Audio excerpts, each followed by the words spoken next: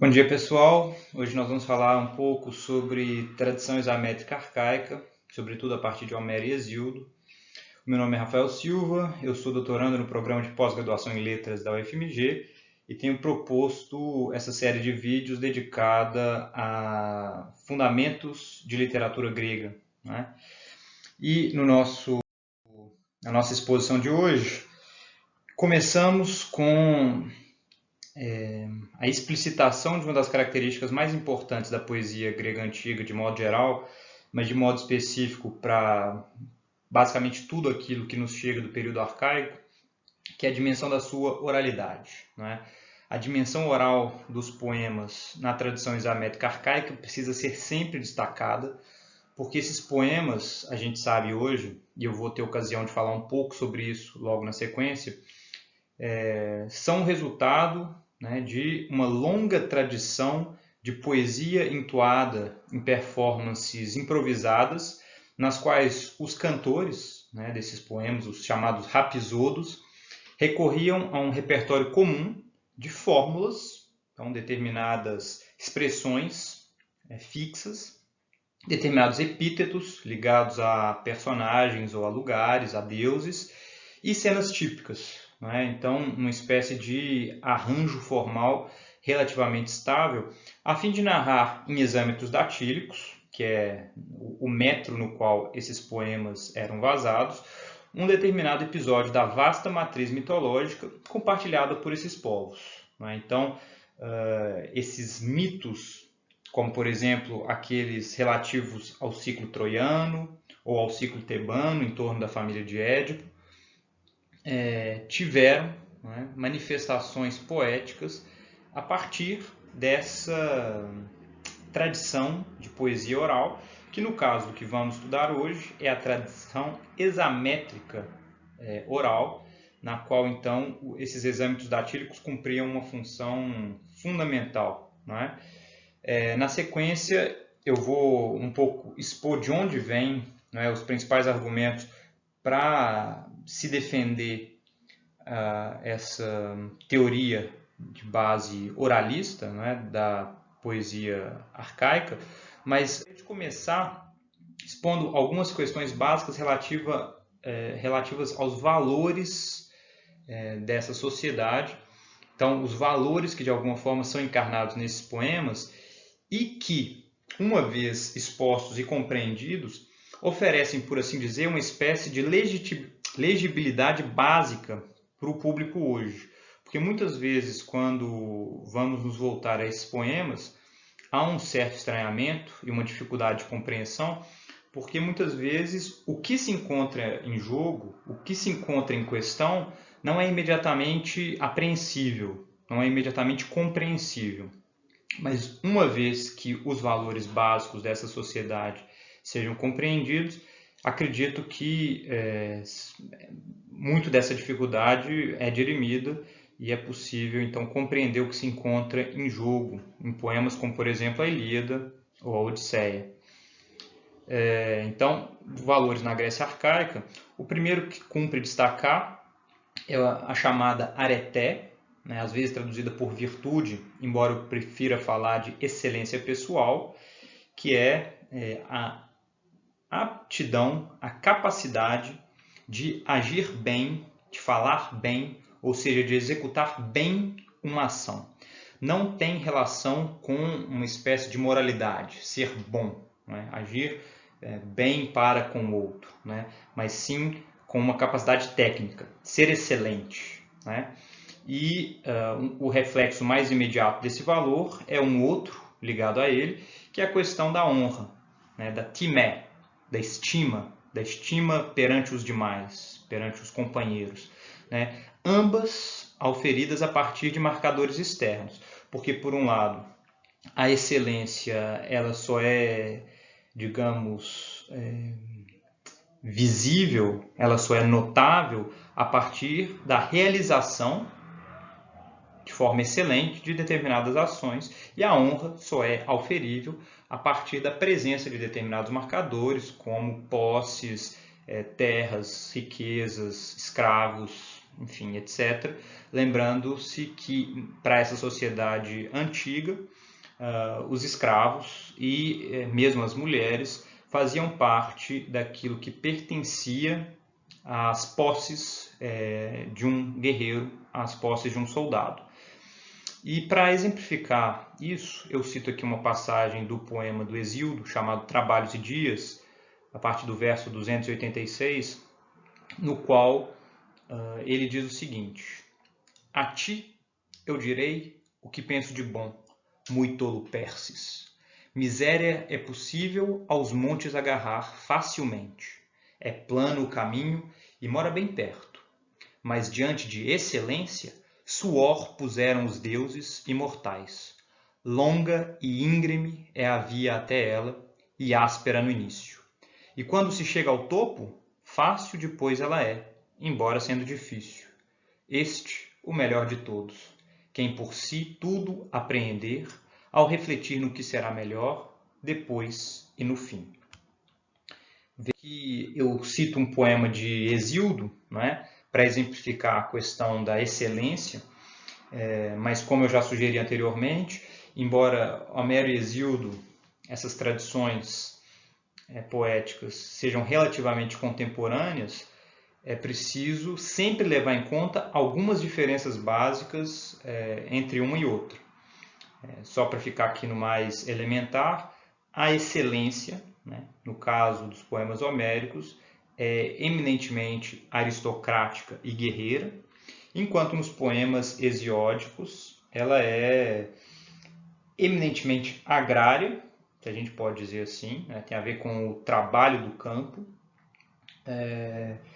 e, portanto, não tão preocupada, né, com a demonstração de excelência guerreira, mas sim de uma excelência no trabalho, aptidão e capacidade de trabalho. Em todo caso, ambos concordam na ideia de que a conquista da excelência exige suor, exige, enfim, transpassar um caminho cheio de obstáculos, né? É por isso que eu trago esse trecho do Hesíodo para exemplificar a questão da areté de modo geral. A gente poderia citar, não é, dos poemas homéricos as várias cenas típicas de Aristeia, né, na qual esses guerreiros fazem demonstração de excelência guerreira, matando inúmeros inimigos, fazendo face a inúmeros obstáculos. Mas um valor fundamental para esses povos é sempre a piedade, a reverência perante os deuses. Porque mesmo para um guerreiro excelente, essa demonstração da excelência só se efetiva de fato a partir de um apoio divino. É o que, no caso dos poemas homéricos, a gente costuma abordar a partir da ideia da dupla motivação da ação, né? A ação ela acontece sempre num plano humano, mas com reflexos, ou melhor dizendo, com motivadores, né, com motores no plano divino. Então, aqueles heróis que se mostram mais reverentes perante a divindade são aqueles que de alguma forma terão a capacidade de reivindicar um apoio divino, apoio esse que muitas vezes se manifesta inclusive como uma espécie de justiça divina, né? Aquilo que se chama de teodiceia, a justiça dos deuses, frequentemente balizada por Zeus, pelo próprio Zeus, e que se manifesta então sobretudo em prol daqueles guerreiros que seguem o protocolo, então, no culto a um Deus, no que diz respeito a determinadas preces, à oferta de determinados sacrifícios, na presença e na oferta de danças, cantos, preces, não é? Então, uma piedade entendida muito mais uma chave formalista, se a gente pode dizer, né? Na ideia de que cumprir o rito externamente é fundamental e poderíamos dizer é o que basta, né? Uma vez que essa cultura é muito mais uma cultura da vergonha externalizada do que uma cultura da culpa internalizada, como virá a ser a cultura cristã, né? Na chave daquilo que Jesus Cristo, em muitos de seus discursos, diz não ser tão importante, que é o rito externo, as aparências, mas muito mais aquilo que vai dentro, por assim dizer, do fiel, a sua crença, a sua fé. Para os gregos antigos, sobretudo desse período arcaico, isso não faz o menor sentido, né? Mais importa digamos, essa espécie de acordo com o protocolo, né? E vejam, mais uma vez aqui um trecho de Trabalhos e Dias, do Hesíodo, esse poema que é uma espécie de catálogo com ensinamentos práticos e éticos, né? Vejam o que ele diz a partir aí do verso 320. Bens não são para se tomar, dado por Deus é melhor. Se há força no braço, grande fortuna adquire ou pilha por meio da língua, o que a miúde ocorre quando lucro engana o espírito dos homens e pouca vergonha expulsa vergonha, fácil debilitam-no os deuses, degradam a fazenda do varão e pouco tempo fortuna o acompanha. Age igual quem prejudica suplicante ou estranho, quem sobe no leito do próprio irmão, as esconsas para sexo com a esposa, ação imprópria, quem insensato ofende os filhos órfãos de outra, quem com o genitor idoso no vil umbral da velhice, briga, abordando com palavras duras. Quanto a ele, o próprio Zeus se irrita e, no fim, pelas ações injustas, impõe dura compensação. Então vejam, aqui a gente tem um verdadeiro catálogo dos valores básicos dessa sociedade antiga, do período arcaico, e que vão ser legados em larga medida também para outros períodos, né? O período clássico está diretamente em diálogo com esses valores. A gente nota que a importância, obviamente, do trabalho, né? do respeito ao vizinho, por assim dizer, né? Às pessoas junto às quais nós vivemos, por assim dizer, os nossos compatriotas, aí, entre aspas, obviamente, mas mesmo o respeito ao estrangeiro, né? Isso que é chamado de, né, como a gente vai dizer logo na sequência, a hospitalidade, o respeito ao estrangeiro, o saber acolhê-lo e se fazer seu xenos tão respeitável e tão respeitoso quanto esse hóspede, também seu xenos, há de se fazer respeitável e respeitoso, não é? Na sequência daquele catálogo, a gente ainda tem a ideia de respeito a órfãos, respeito aos mais velhos, não é? Sobretudo os da própria família, e a ideia de que o descumprimento desses valores implicaria numa espécie de manifestação teodiceica em que o próprio Zeus viria a punir o infrator. E vejam, uma questão fundamental para a compreensão, sobretudo da Odisseia, mas também da Ilíada, é essa da xenia. A tradução por hospitalidade não é uma tradução que dá conta do sentido, porque a xenia é uma espécie de instituição em que dois estrangeiros entram em relação, né, um com o outro, se tornam então xenos, né, um do outro, e com isso estabelecem relações por toda a vida, não é? Uma vez recebido por alguém, a prática comum era de que um determinado presente era conferido e a partir desse presente o reconhecimento de pessoas, de famílias nessa relação de xenia era possível mesmo muitas gerações depois, né? Vejam como um valor como esse é fundamental numa sociedade como a grega antiga, porque não haveria outro modo de se estabelecer relações com cidades distantes, né, com povos estrangeiros, com relações as mais diversas, matrimoniais, comerciais, bélicas, etc.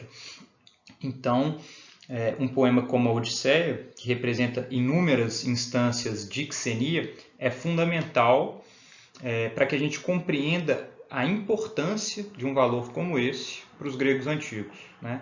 Quando falarmos mais especificamente sobre a Odisseia, teremos ocasião de discutir isso, sendo de cara só importante se dar conta de que uma relação de xenia implica a necessidade de confiar no outro, tanto por parte daquele que chega, né, o hóspede, quanto por parte daquele que recebe, o anfitrião. Os dois são chamados de xenos justamente porque eles estabelecem uma relação de igualdade. Tá? Estrangeiros, a princípio, não poderiam ser philoi, né? Amigos, familiares, relacionados intimamente, mas a xenia é uma espécie de substitutivo da filia para aqueles que moram longe, que são estranhos a, né? Então é bem importante levar em conta isso. E um aspecto fundamental de tudo, o que a gente vai ler ao longo desses encontros, né, dedicados a fundamentos de literatura grega, diz respeito a essa aptidão, essa excelência para ação e para oração, no sentido de fala, né? Então, ser capaz de agir e ser capaz de falar, de se exprimir bem. Vejam, na Ilíada, Fênix, que foi uma espécie de mentor de Aquiles na sua juventude, se gaba de ter ensinado tudo a seu pupilo, isto é, como ser orador de discursos e fazedor de façanhas, né? Como a gente encontra lá no livro 9 da Ilíada, no verso 443, enquanto Atena, se dirigindo a Odisseu na Odisseia, no canto 13, no verso 294, faz uma alusão ao caráter ardiloso de seu protegido, como o de alguém versado em dolos e discursos mentirosos. Então, sempre essa complementaridade em que ação e palavra precisam ir juntos, né? Não há ainda o descolamento que a gente vai ver ao longo do tempo, né, que já começa de certa forma na própria antiguidade, entre ser apto para a ação e ser apto para o discurso como duas coisas distintas. Ser excelente nessa sociedade grega antiga, sobretudo do período arcaico, envolve necessariamente a capacidade de agir bem e de se exprimir bem.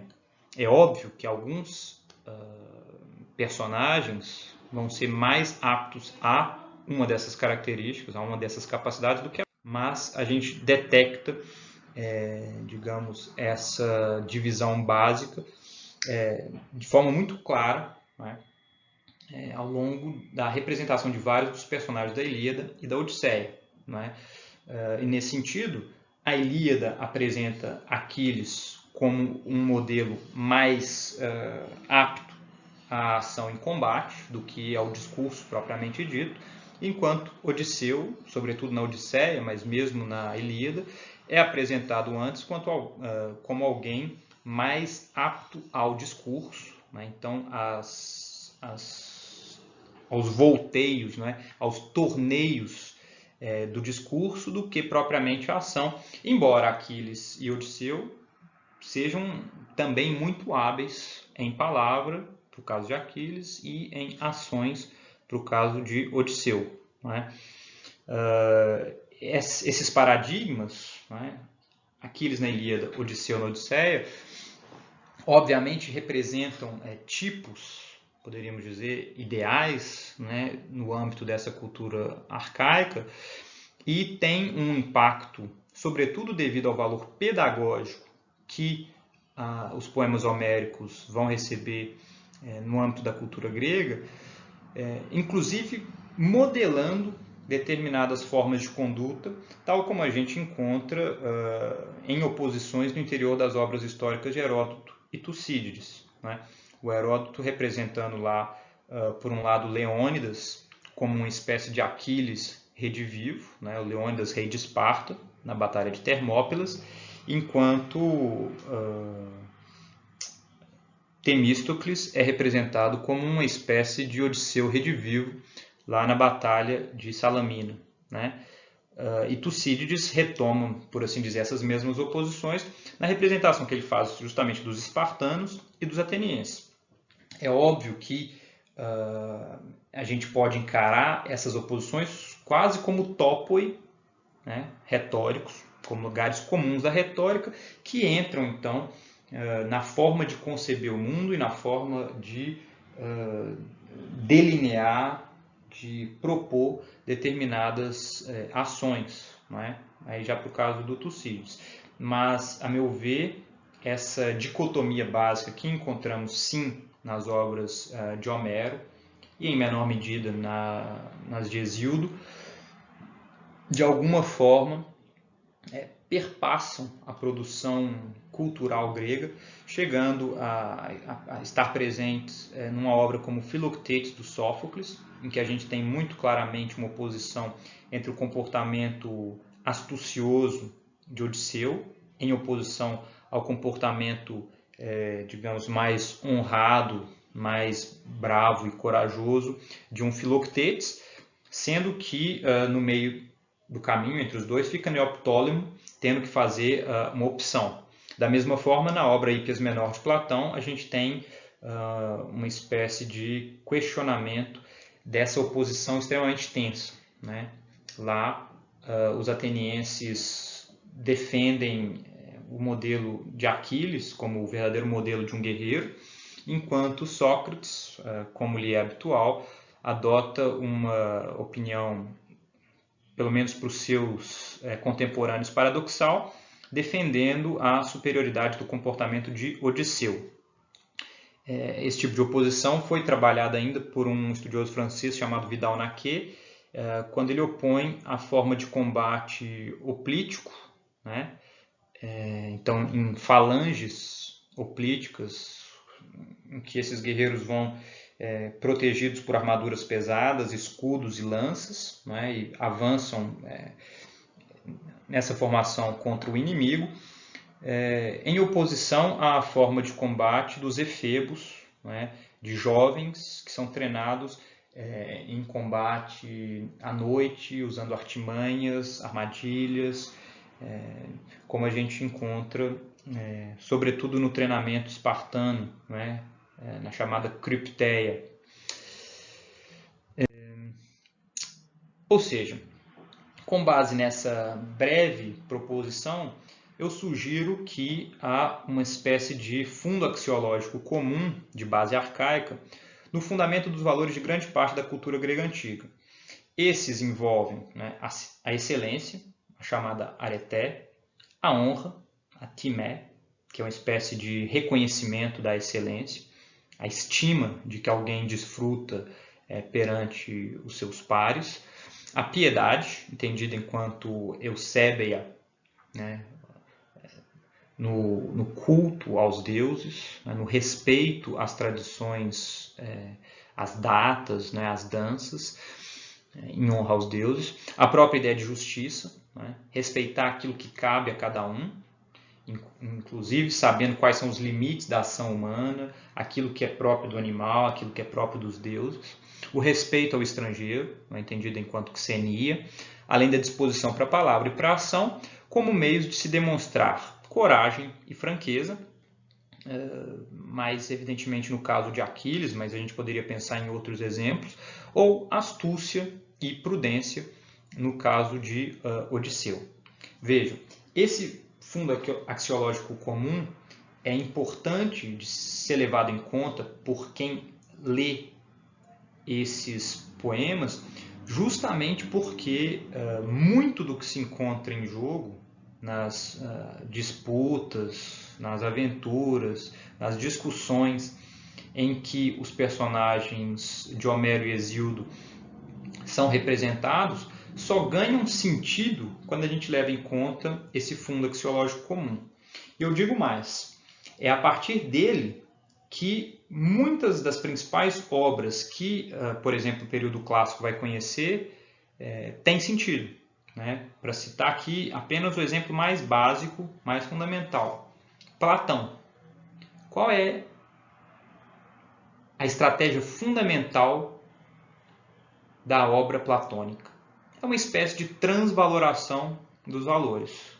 Isso pode ser uma espécie de leitura nietzschiana que se faz da obra de Platão, mas quando ele diz o que é a verdadeira excelência, o que é a verdadeira honra, o que é a verdadeira piedade perante os deuses, o que é de fato a justiça.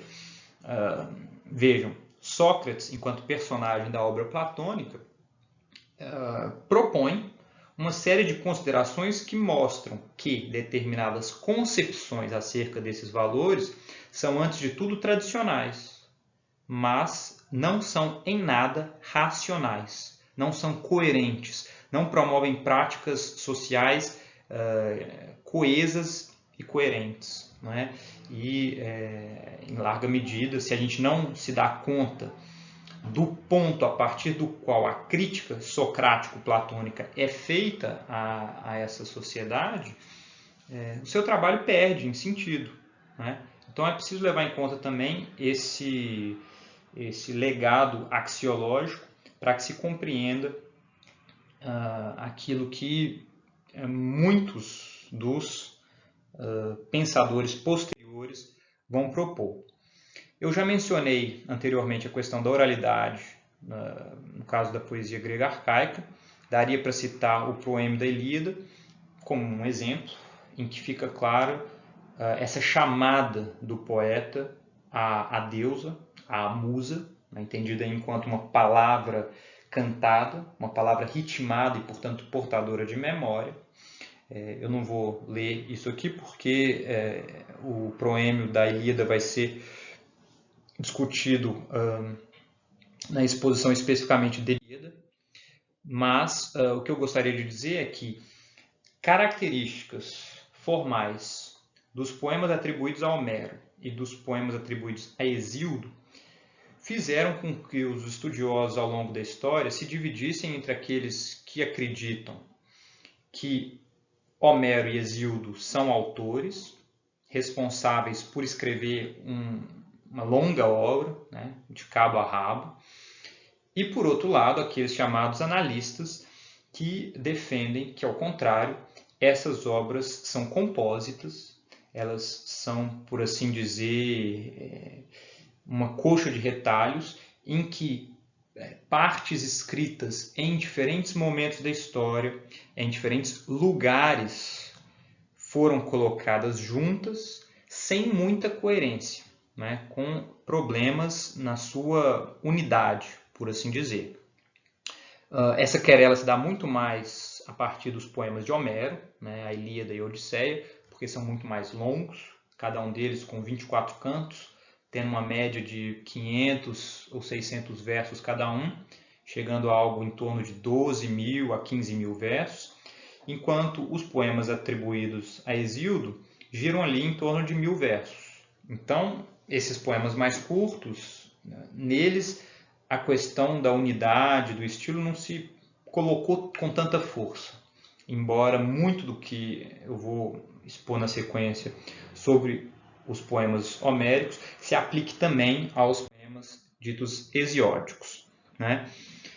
Dentre as características apontadas pelos analistas como, digamos, sinais dessa composição compósita dos poemas homéricos estão a sua linguagem, uma vez que inúmeros dialetos gregos coexistem, sobretudo, uma espécie de matéria básica de jônico, com um verniz de ático, e estruturas em dialeto eólico.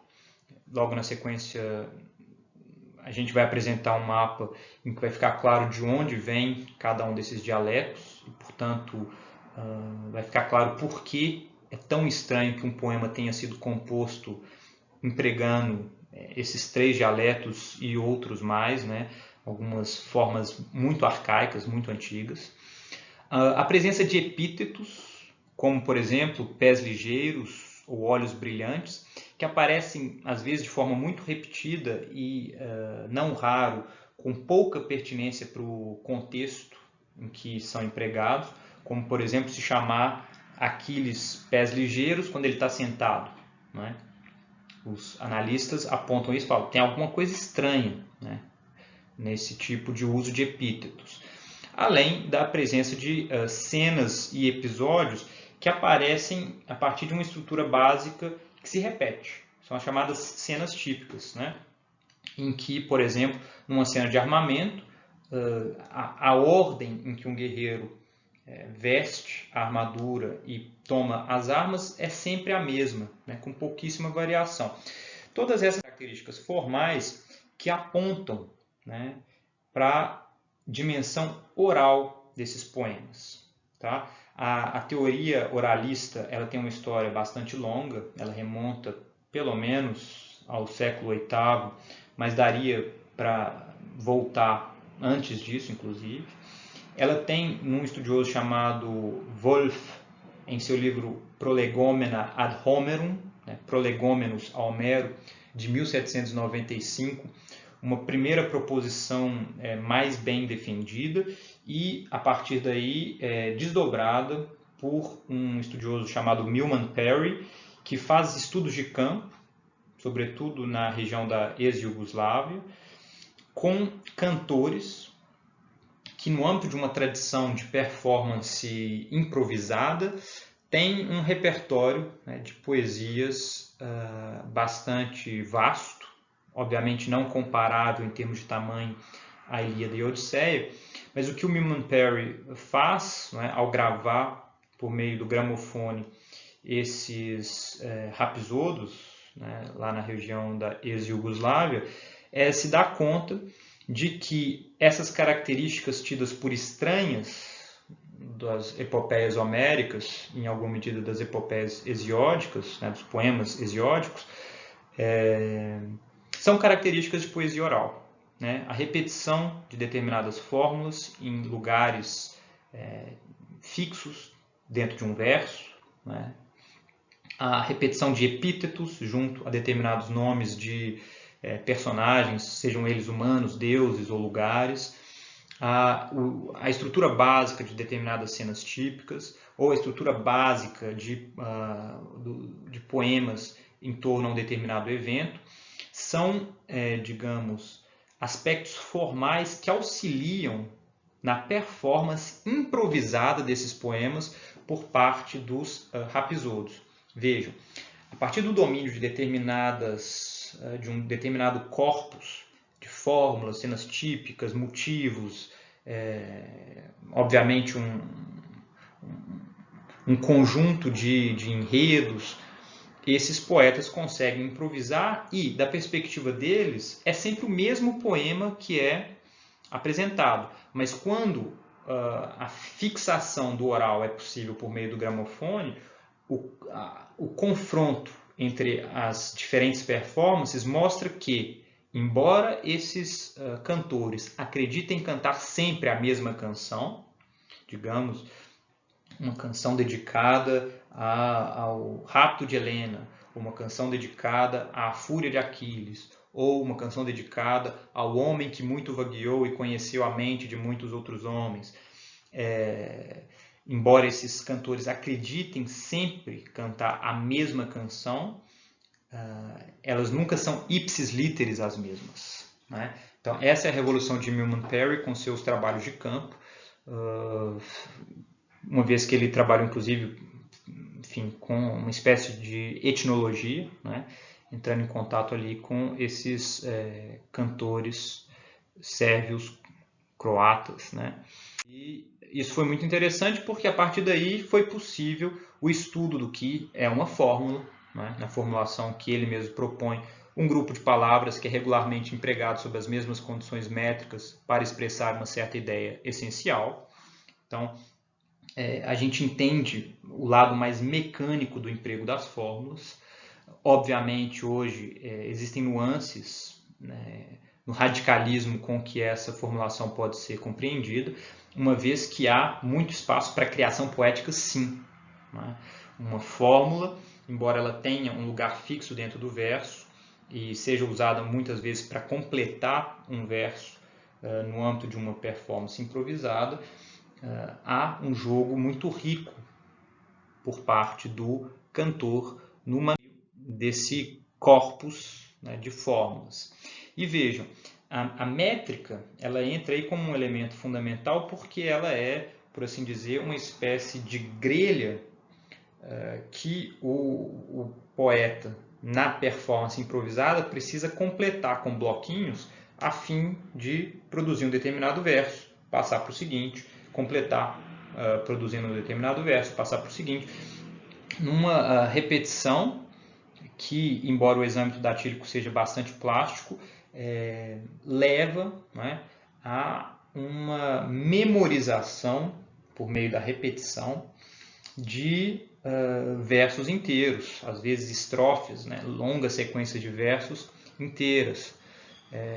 Então, só para você ter um exemplo, né, aqui na escansão do proêmio da Ilíada, vejam como isso poderia soar numa das formas de recitação da poesia examétrica arcaica.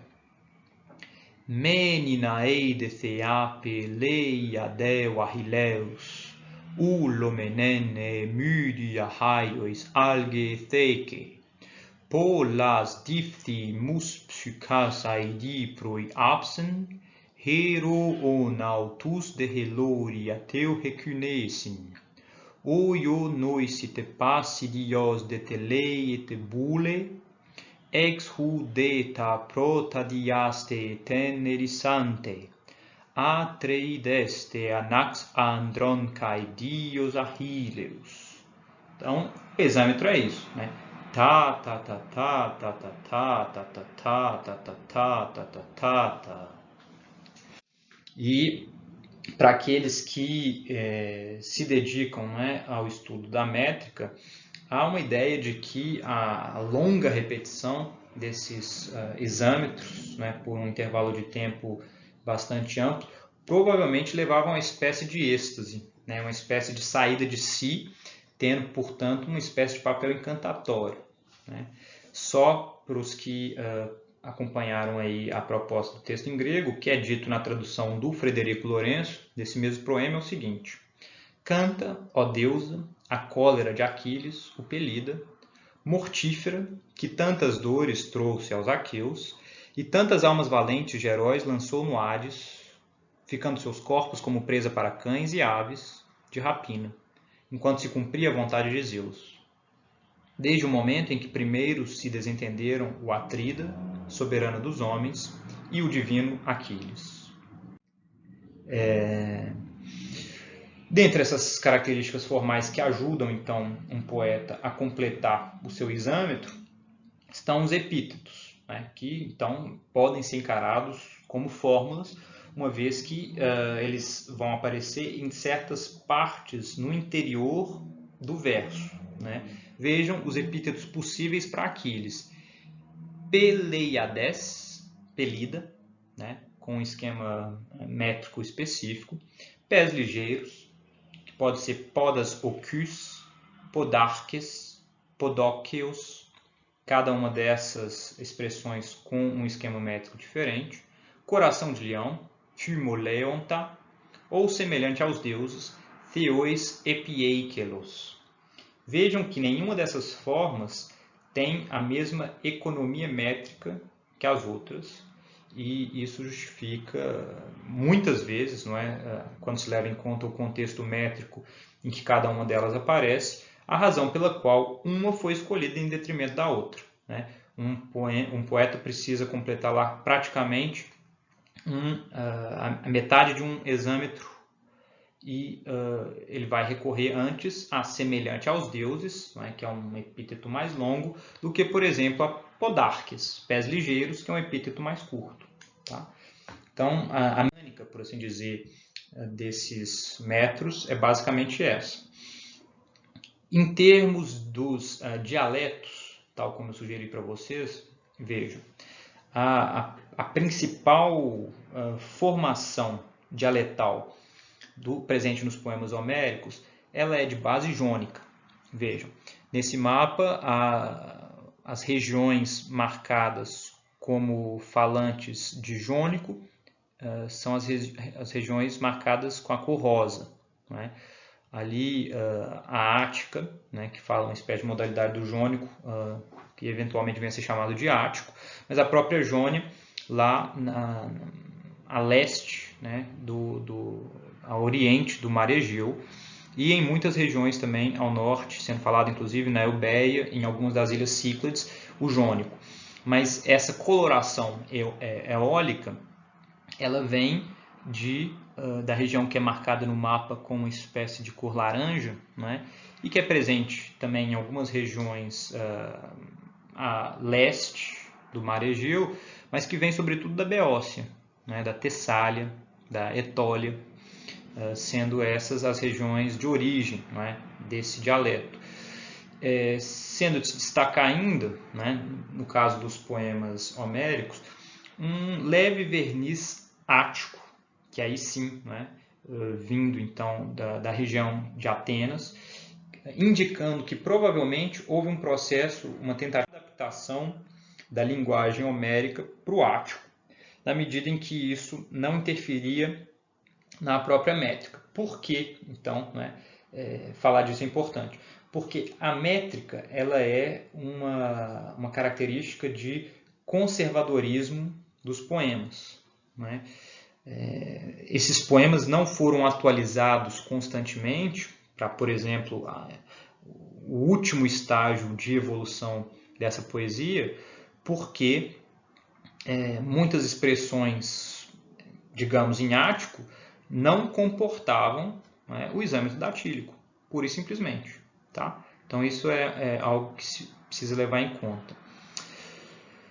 Com relação à cena típica, que é outra característica formal dessa poesia, eu já disse, né? Ela pode ser entendida como uma apresentação recorrentemente estereotípica de detalhes convencionais usados para descrever certos eventos narrativos, sem que haja necessidade de repetição literal ou emprego de fórmulas idênticas em cada uma dessas cenas. Se trata de uma questão de estrutura, né? Por exemplo, a cena típica de armamento, a cena típica de excelência guerreira, a cena típica de banquete, a cena típica de banho, elas têm uma estrutura básica que tende a ser repetida sempre que essa cena típica aparece. Ela pode ter mais ou menos elementos, mas a ordem básica em que esses elementos da cena típica aparecem é a mesma. Daí a ideia de tipicidade, né? E aqui, para citar um exemplo, eu trago uma passagem do livro 19 da Ilíada, a partir do verso 362, quando é dito, né, do momento de recepção de Aquiles de suas armas, quando ele se arma para ir para o combate e para a demonstração de sua excelência guerreira, né, a sua cena de Aristeia, que é a mais longa da Ilíada. Vejam como essa cena típica é completa, não é? E é excepcional justamente porque é relativa a um guerreiro como Aquiles, né? A gente passa a Ilíada inteira esperando para ver Aquiles atuar e é logo na sequência que isso vai acontecer. Vejam, o poeta nos diz: o fulgor chegou ao céu e toda a terra sorriu devido ao brilho do bronze. E surgiu um estampido dos pés dos homens e no meio deles se armou o divino Aquiles. Rangia os dentes, e ambos os olhos brilhavam como labaredas de fogo. E no coração entrou uma dor impossível de suportar. Furibundo contra envergou os dons do Deus que Hefesto fabricara com talento. Primeiro protegeu as pernas com as belas cnêmides, adornadas de prata, na parte ajustada ao tornozelo. Então, as caneleiras. Em segundo lugar, protegeu o peito com a couraça. Aos ombros pôs uma espada de bronze com adereços prateados. Em seguida o escudo, possante e resistente agarrou, cujo brilho se espalhava ao longe como da lua. Tal como quando os marinheiros aparece a chama de fogo ardente que arde no alto de uma montanha, num ermo redil, mas as rajadas à sua revelia o levam sobre o mar piscoso para longe dos que lhe são queridos. Assim do escudo de Aquiles, a chama chegou ao céu, escudo belo e bem trabalhado. Pegando no elmo pesado, posicionou-o na cabeça, brilhou como uma estrela o elmo com crinos de cavalo, e à sua volta se agitavam os penachos dourados, que Hefesto colocara cerrados à volta. Experimentou-se então a si próprio nas armas o divino Aquiles, a ver se lhe serviam e se ágeis se mexiam seus membros gloriosos, como asas lhe serviam as armas. Levantavam o pastor do povo. Do estojo em forma de flauta tirou a lança paterna, pesada, imponente, enorme. Nenhum outro dos aqueus a conseguia brandir. Só Aquiles sabia como brandir a lança de freixo do Pélion, que a seu pai dera Quiron do píncaro do Pélion para a carnificina de heróis. Automedonte e Álcimo apressaram-se a atrelar os cavalos. Puseram-lhes as belas correias e os freios lhes lançaram nas mandíbulas e esticaram as rédeas atrás do carro articulado. Agarrou com a mão no luzente chicote que bem se lhe ajustava e saltou para o carro, Automedonte. Por trás subiu Aquiles, armado, refulgente nas suas armas, como o luzente Hipérion. É um trecho grandiloquente, como eu disse, porque se encontra numa posição fundamental do poema. É o momento, então, de cantar a entrada em batalha de Aquiles. A gente tem inúmeros símiles, não é? Ali a gente viu a comparação de Aquiles com imagens de fogo, não é? E ele vai realmente agir na batalha como uma força da natureza absolutamente fora de controle. A gente viu a presença da ordem em que uma cena típica de armamento acontece, né? Então, as quinêmides, as caneleiras, a couraça, cingir-se da espada, vestir o escudo, receber, colocar o elmo e receber as lanças, numa estruturação bem fundamental, no caso de Aquiles, bastante embelezada. E isso nos leva a um último elemento formal que eu gostaria de tratar aqui, que é o símile, que consiste numa descrição imagética partindo de uma comparação direta com o evento narrativo e desdobrando-se com certa liberdade a partir daí, com extensões que variam consideravelmente.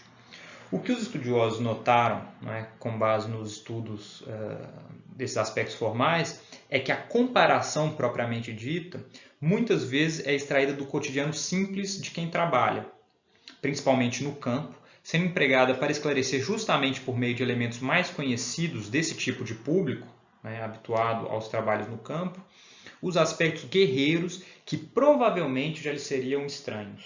Então, os símiles são usados para descrever uma batalha a partir de imagens de animais, a partir de imagens de um trabalhador arando o campo e assim por diante. Para citar um exemplo disso, vejam lá na Ilíada, canto 2, a partir do verso 87, quando na tradução do Frederico Lourenço é dito o seguinte: tal como se lançam as raças das abelhas enxameantes, de uma côncava rocha saindo uma atrás da outra sem cessar, e esvoaçam em cachos sobre as flores da primavera, voando algumas por aqui, outras, porém, por ali, assim das naus e das tendas muitas raças marchavam em frente pela areia funda em grupos até a assembleia. Vejam, uma imagem provavelmente conhecida de um público habituado aos trabalhos no campo, que é a imagem de uma colmeia e da forma como as abelhas saem, né, dessa colmeia, como elas se movimentam em torno da colmeia, para representar um movimento de tropas em combate, ou tropas organizadas para seguir até uma assembleia. Um outro exemplo, extraído do canto 11, a partir do verso 67, ainda na tradução do Frederico Lourenço, diz: tal como ceifeiros de cantos opostos do campo vão aproximando as carreiras ceifadas de trigo ou cevada, no terreno de um homem rico e cerradas caem as paveias, assim troianos e aqueus arremetiam uns contra os outros, e de nenhum lado surgia a lembrança da fuga ruinosa. Mais uma vez, essa ideia sugere justamente que esses poemas deviam remontar a um período muito antigo, porque representavam, então, combates homem a homem, formas de combate antiquíssimas, mas que para se fazer entender por esse público, tinham que recorrer a esses símiles para justamente ganharem em visibilidade, ganharem compreensibilidade, né? Porque talvez um desses membros do público mais posteriores jamais tivessem visto essas armas, jamais tivessem visto esse tipo de combate, mas por meio dos símiles consegue justamente visualizar o que se encontra ali em jogo, não é? Eu não vou entrar nos detalhes relativos à figura de Homero, nem à figura de Hesíodo. Isso vai ficar, de alguma forma, prometido para o logo na sequência, não é? A gente já falou do dialeto homérico, mas eu queria terminar a exposição de hoje com base na ideia de que esses poemas vieram a ser executados em festivais públicos. A gente sabe disso por causa de testemunhos antigos, Então, a sua ocasião de performance oral improvisada frequentemente foi durante festivais dedicados a determinadas divindades, frequentados por muitas pessoas, né, por públicos bastante amplos e frequentemente envolvendo inclusive competições poéticas. A ideia básica relativa a, digamos, a textualização de Homero, tal como proposta por um autor como o Nagy, é a ideia de que esses poemas muito antigos teriam tido uma transmissão oral ao longo dos séculos e por volta do século VII, quando incorporados ao Festival das Panateneias, em Atenas, teriam começado a receber, digamos, os primeiros tratamentos de formalização por meio de texto, por meio de colocação por escrito. Provavelmente ainda de forma relativamente caótica, sem muito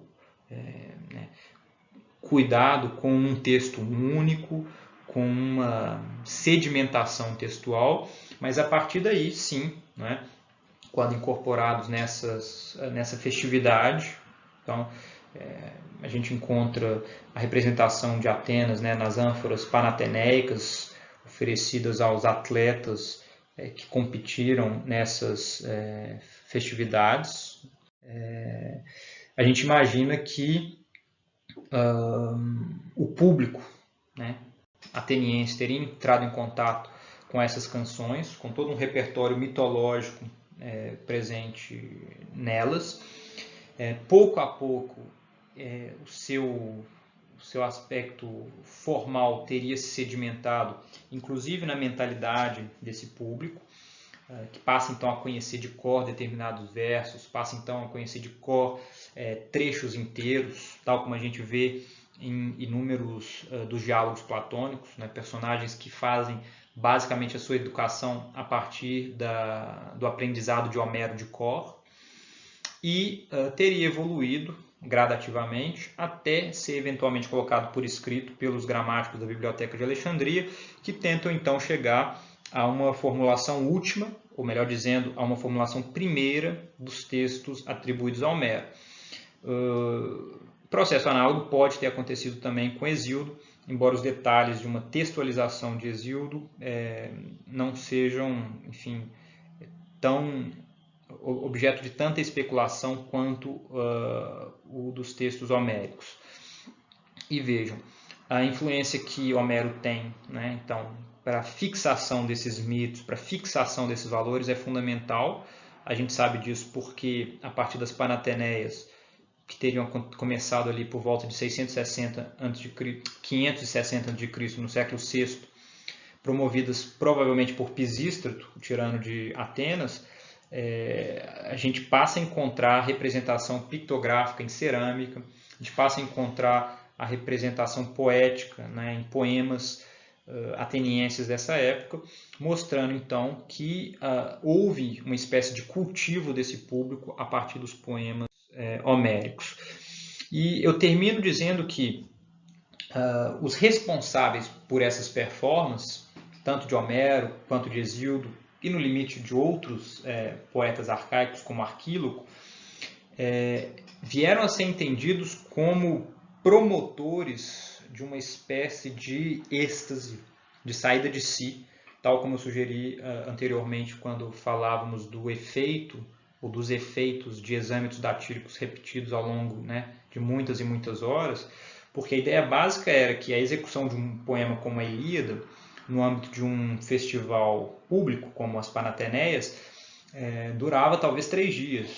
Então, com 8 horas por dia de performance de um poema, seguido de um outro dia com 8 horas de performance, seguido de outro dia com 8 horas de performance, provavelmente, é óbvio, não feito por um mesmo rapisodo, né? Então com uma ideia de uma substituição gradual de um rapisodo por outro, retomando a partir do ponto em que o anterior havia chegado, mas essa imagem então de um êxtase, né? Então de um rapisodo capaz de levar a uma saída de si, a gente encontra da forma mais bem acabada no Ion de Platão, um diálogo platônico, em que o poeta, o Rapsodo, ele é representado como um elo transmissor de um êxtase ou de uma inspiração, a gente poderia dizer, vinda em primeiro grau do poeta. Então, esse Rapsodo, o cantor, receberia essa inspiração, por exemplo, de Homero. Homero teria recebido essa inspiração diretamente da musa e, a partir dessa cadeia de transmissão, isso chegaria eventualmente ao próprio público, que seria levado a sair de si. É uma imagem muito interessante, que tem uma longa carreira na literatura e mesmo na história do pensamento. Eu não vou desenvolver muito isso, pelo menos não aqui agora.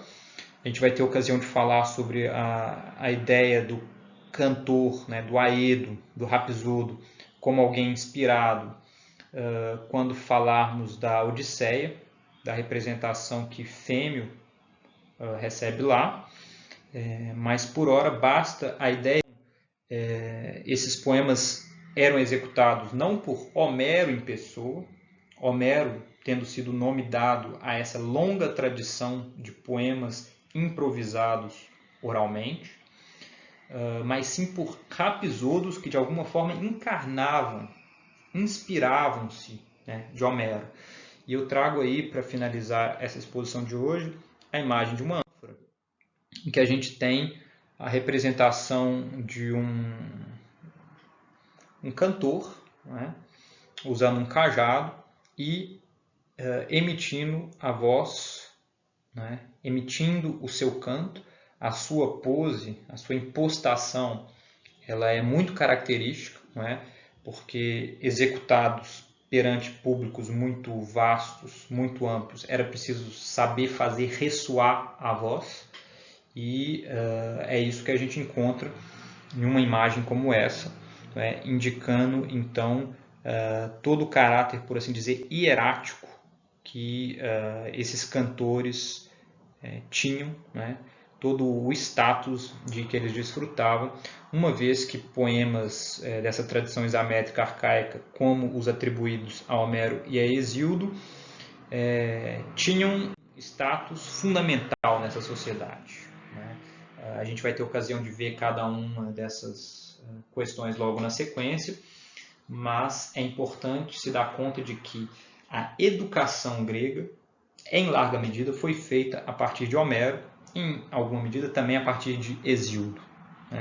Eu gostaria de agradecer a vocês que assistiram agora. Eu apresento rapidamente a bibliografia, a partir da qual essa apresentação foi proposta, e coloco-me à disposição para discutir dúvidas, para conversar sobre ideias.